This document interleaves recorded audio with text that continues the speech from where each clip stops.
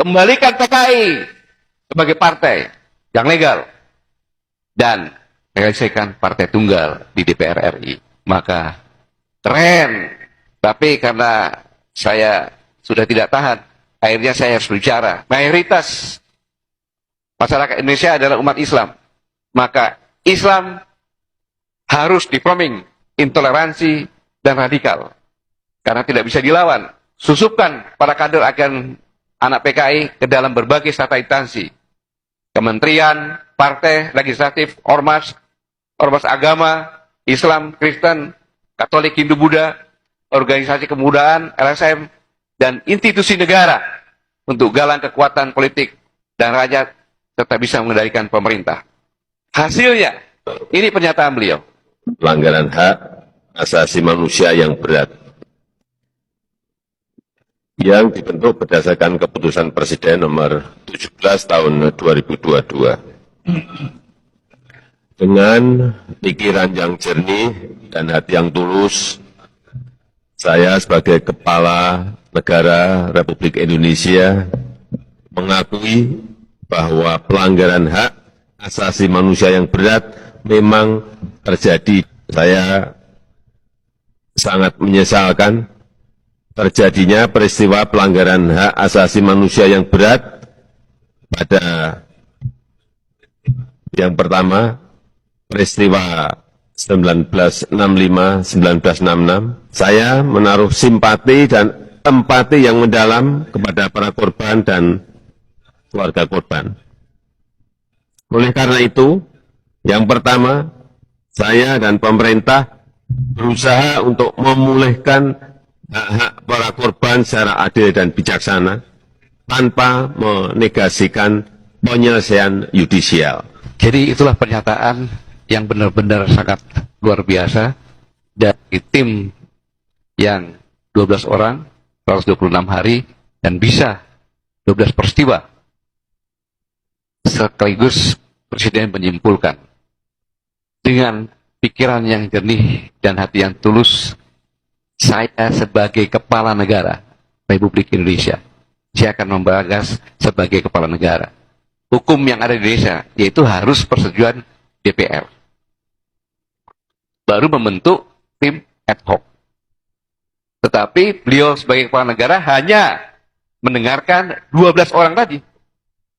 Sudah menyatakan terjadi pelanggaran hak asasi manusia yang berat. Dan menyatakan saya sangat menyesal terjadinya pelanggaran berat tersebut. Kemudian pemerintah berusaha memulihkan hak para korban secara adil bijaksana tanpa negasi penyelesaian inisial. Pelanggaran HAM berat ini agar publik semuanya tahu. Karena kalau tidak tahu, itu pelanggaran HAM berat biasa saja. Berdasarkan Undang-Undang Nomor 26 tahun 2000, itu pelanggaran HAM berat adalah, pertanyaannya adalah, mengapa Presiden dalam menerbitkan keputusan Presiden nomor 17 tahun 2002 tidak mengikuti logika undang-undang ini dengan terlebih dahulu berkonsultasi dan meminta pertimbangan DPR RI. Ini suatu konstitusi juga. Saya berani mendapat seperti ini sebagai seorang presiden kepala pemerintahan. Dari kesaksian sejarah betapa kejamnya PKI pada pemberontakan G30 PKI yang telah menculik, menyiksa, membunuh para ulama dan santri, ada replik-repliknya di mana-mana, dan yang tragis menculik, menyiksa dan membunuh sejumlah jenderal, dan kemudian jenazahnya ditumpuk, dimasukkan secara paksa di dalam lubang buaya. Saya ingin sedikit menjelaskan siapa jenderal-jenderal itu. Jadi yang katanya PKI tadi, anak cucunya dan yang berdampak, maka tidak usah pikirkan uang sekolah. Ada beasiswanya bahkan. Sudah sekolah dikasih duit lagi. Jadi dokter-dokter nanti begitu dia punya surat sakti bahwa saya keturunan PKI, maka harus memprioritaskan. Jadi dapat semacam VVIP lah. Jadi anak-anak keturunan PKI nggak usah khawatir. Di PHK dia jaminan hari tuanya ada. Ini kayak hidup di surga ini. Jadi lubang buaya nanti ditutup, dirubah tempat pembantaian PKI oleh ABRI. Semua, bahkan karena pelanggaran HAM itu menurut HAM itu dari di mana-mana dan pelakunya adalah ABRI, maka pasti ada mimpin. Yang memimpin adalah Letnan Jenderal Soeharto waktu itu. Tetapi siapa? Berdasarkan surat perintah 11 Maret yang memimpin adalah Presiden. Presiden pun tercap sebagai pelanggaran HAM berat. Presiden Soekarno.